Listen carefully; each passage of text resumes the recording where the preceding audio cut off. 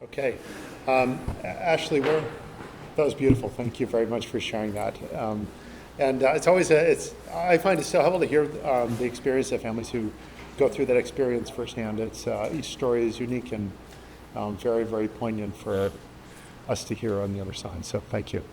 I'll just add as a note here, I think how to talk to our kids about these diagnoses is such a great question that I think we should talk about. My advice to a lot of parents is talk about it early. Kids actually cope incredibly, they cope much better than we do as grown-ups with information. Anyway, but I think it's a really, really good conversation for another talk, so thank you for bringing it up. So I'm giving two talks today. So I'm going to give one talk today, one talk tomorrow. I actually flipped them because I wanted to get feedback before I have to leave a little earlier tomorrow for a flight back. I want to get feedback on this data set from the group here, and this just gives us a little more time to talk about it. So, okay, so my name is Keith Van Haren. I'm a child neurologist at Stanford, and we follow quite a few kids with detected in California ALD newborn screening. And like many other states, there are a lot of kids with variants of uncertain significance, and California's been screening since 2016, and we had not done a formal analysis of outcomes in our cohort, and so we started to look at our cohort. I had this really exceptional scholar who came to visit us from Denmark, Cecilia Videbæk. I should have put her name first. I needed to invert that, but she really did all the work on this project and has expanded it since then. Okay, this is Cecilia. This is actually primarily her talk from a recent lecture she gave. So I'm presenting for her. She had to be at a family event this weekend. I couldn't make it. This is our lab group. One of her last weeks there. This is our lab team. My house enjoying a nice dinner together. So we've got a few sites involved in this project, as Cecilia is laid out here.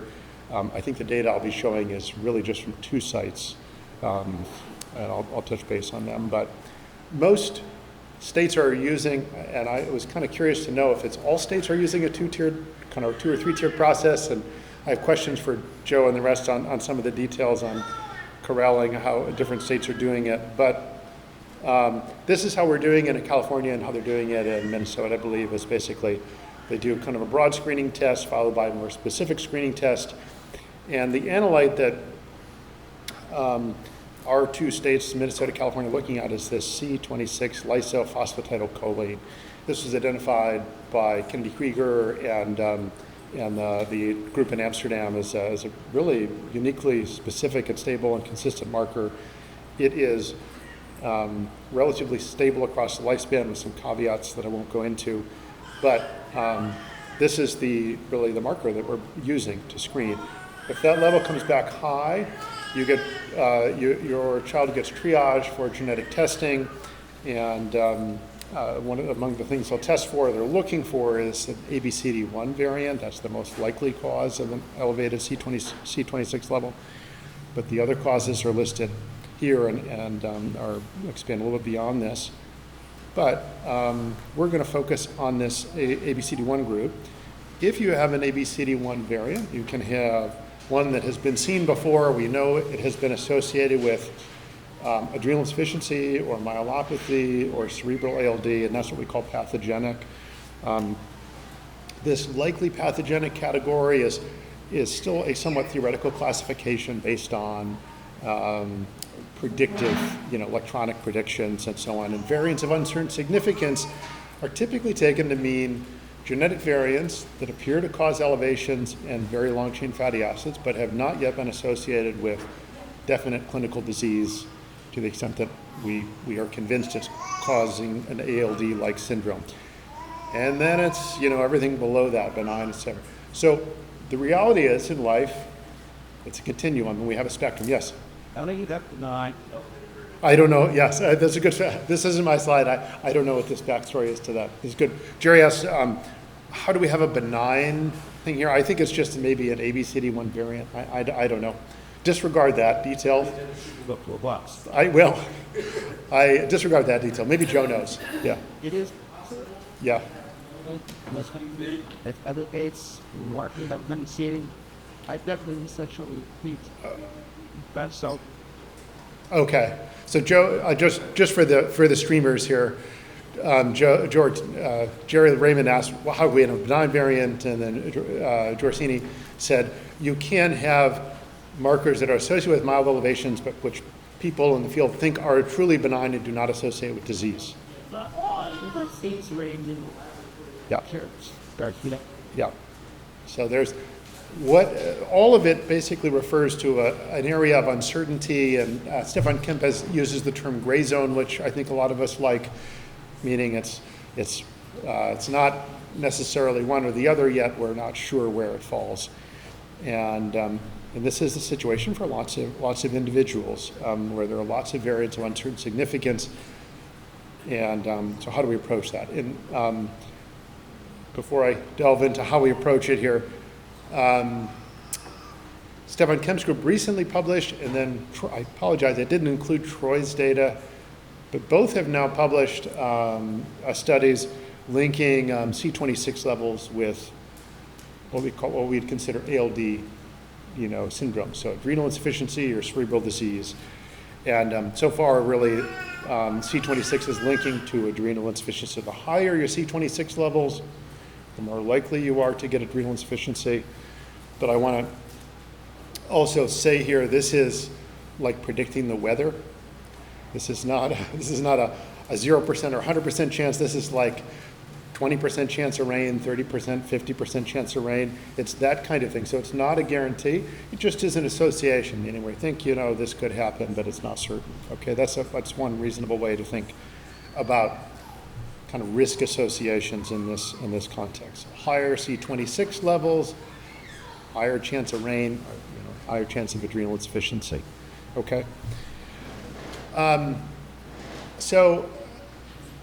In reality, we're basically treating everybody we meet, whether they have a variant of uncertain significance or a pathogenic variant, the same way. Meaning we screen them for adrenal insufficiency, we screen them for cerebral ALD in the same way. They get blood draws, they get MRIs, and that is, right now, that is standard, and I think most of us would agree that is how we should be doing it. I don't think we have a lot of dissenters on that opinion right now. But we did begin with this question is, do patients with VUSs identified through newborn screening develop symptoms more or less frequently than those with pathogenic or likely pathogenic variants? And then we had a few other questions below that. So is development comparable between patients? Is development of white matter pathology comparable? Do C26 levels differ between these groups, et cetera? And so we proceeded to look at our cohort. We looked at only male patients, so not young girls. And just for context here, all the young girls in our cohort are totally asymptomatic. No one has had symptoms, and I think that's been the general experience so far. They had to have an ALD diagnosis confirmed, and a patient was either diagnosed directly through their own blood spot, or they were diagnosed through their sibling's blood spot. So in other words, it was kind of a real-time experience of all the people we're catching on newborn screening. So we took some demographics and some clinical follow-ups. For the endocrinologists in the room, we used a broader definition of adrenal insufficiency here. And this is, so not to get too far into the weeds on this one, but this is a point of discussion of what should we count as adrenal dysfunction, adrenal insufficiency, adrenal failure. We took the broadest. So we have an excellent endocrinologist in our group whose judgment I trust to classify, and same with the Minnesota group. We trust their judgment to classify kids who need steroids and who don't. So not all of these kids were on daily steroids that we classified as having adrenal insufficiency. Some had stress dose steroids. Bottom line here, there were biochemical and some physical signs of dysfunction that were treated. So to anticipate that question, okay. So we had 90 kids, about 60 from California and 30 from Minnesota. It was about, we had 35 VUSs. We lumped likely pathogenic and pathogenic together, our breakout analyses, but I'm going to, for simplicity's sake, we're going to group them here together. Yeah, so our ages, this is our median age. So in other words, if we lined up all the kids by age, the kid who's in the middle is 4 years old. So half the kids are younger than 4, and half the kids are older than 4. The oldest kid is usually in their teens. They're maybe a sibling or something of a child who was identified. So we don't have decades of follow-up here. We only have really a few years. So big caveat. I want you guys to know that going in. We, in total, in our whole cohort of 90 kids, we had 4 people with cerebral ALD. Not a lot, small number. We had, we didn't tally how many, 22 children with adrenal insufficiency in total in that cohort. Again, we're only following to a median of age 4 years, so not that many years of follow. But I'll just point out on this slide here, you can see likely pathogenic accounted for almost all pathogenic accounted for almost all the kids with adrenal insufficiency. Only 1 kid with a variant, and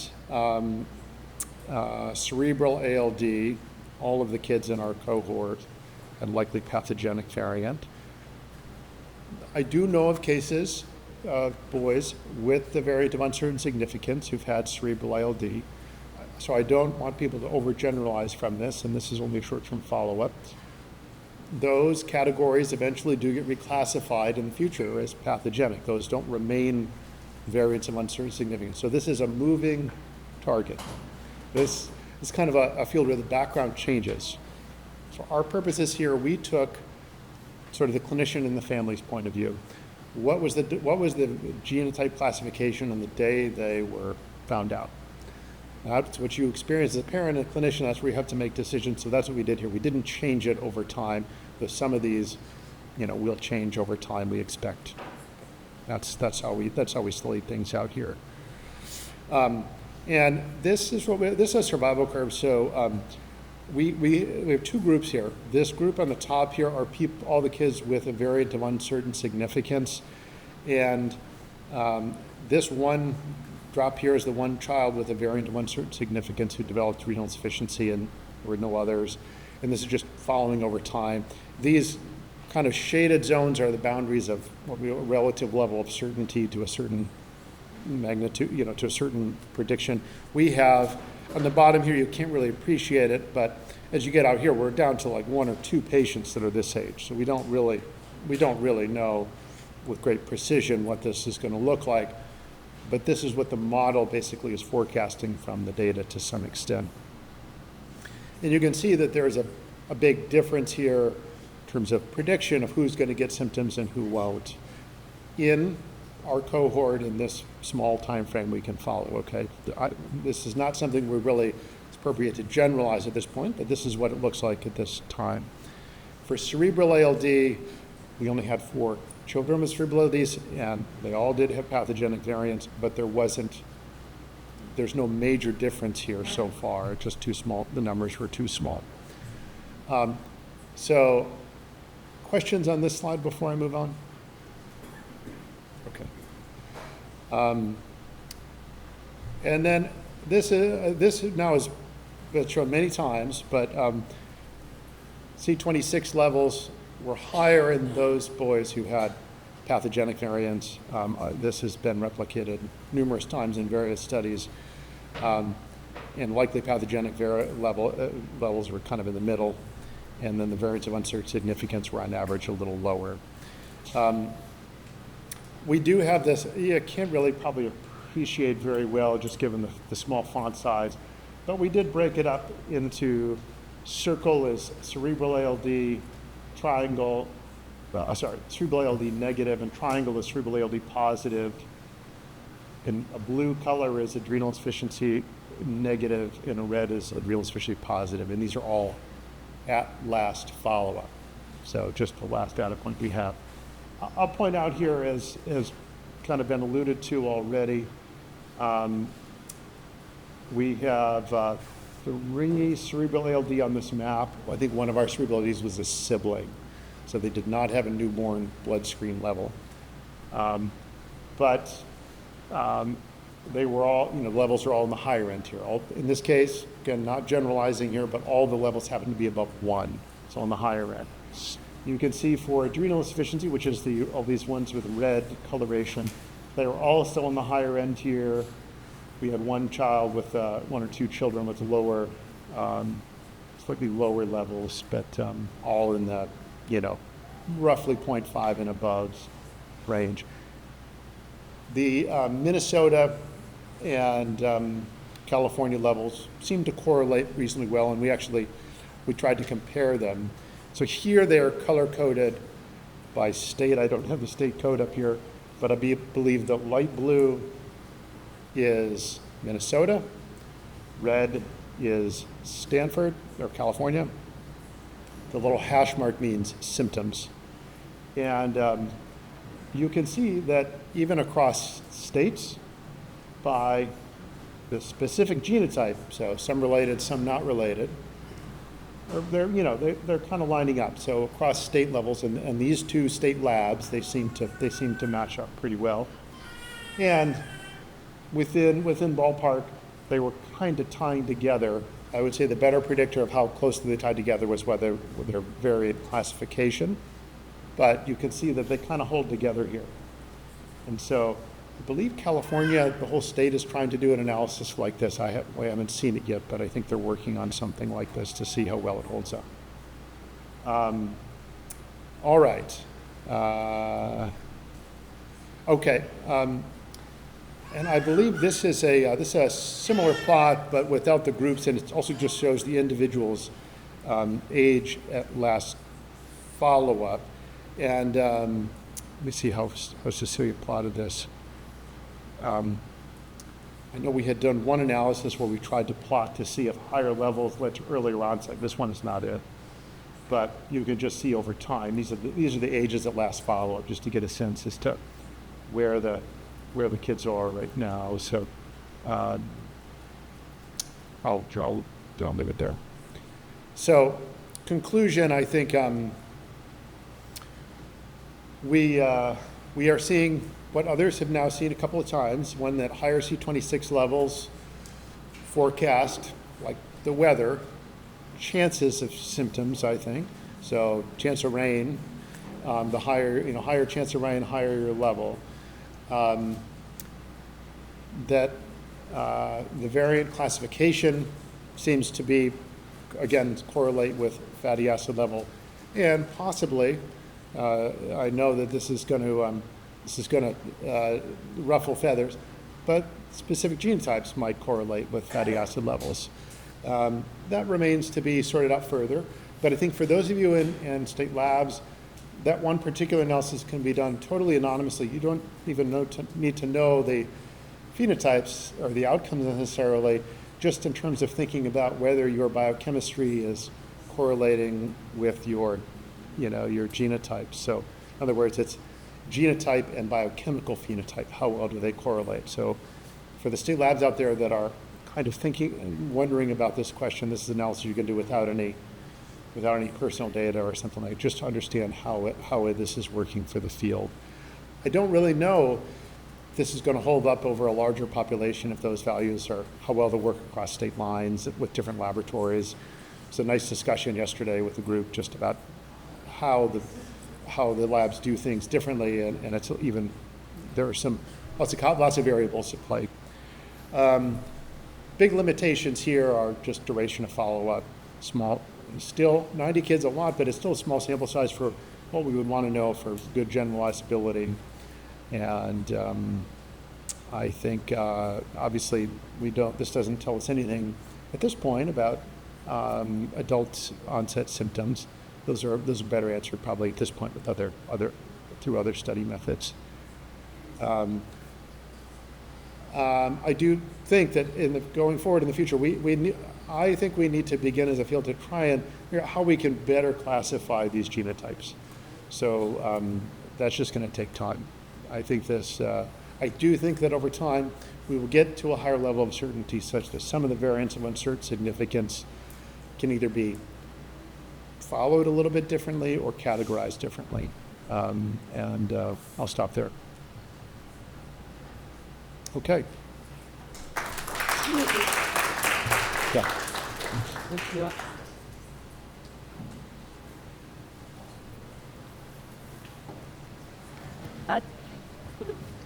Thank you, Keith. I'm wondering if you, when reviewing the chart, looked at the family history of these boys to see if there were first of all, did testing throughout the generations and if there were any affected individuals. I mean, we feel like that's a really helpful way to try to reclassify variants, because if you identify that variant in someone who's in an older person who's affected, even if the lab's not going to change their classification, in our mind, that's okay, this is now capable of causing disease. Yeah, it's a good question. There were no VUSs with family history. That said, we probably would have kept it the same because it was coming back that way. So for the purposes of this study, we wouldn't have changed it. But in our group, there weren't any families who had undiscovered family history of disease.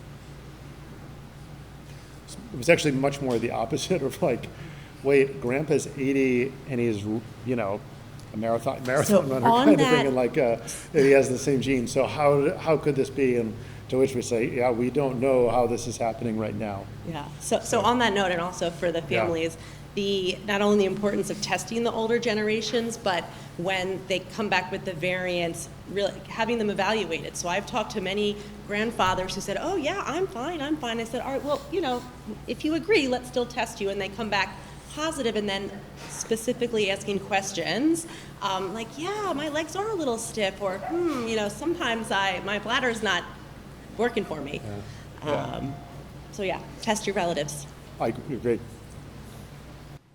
Good. You're done with questions? All right. Thanks.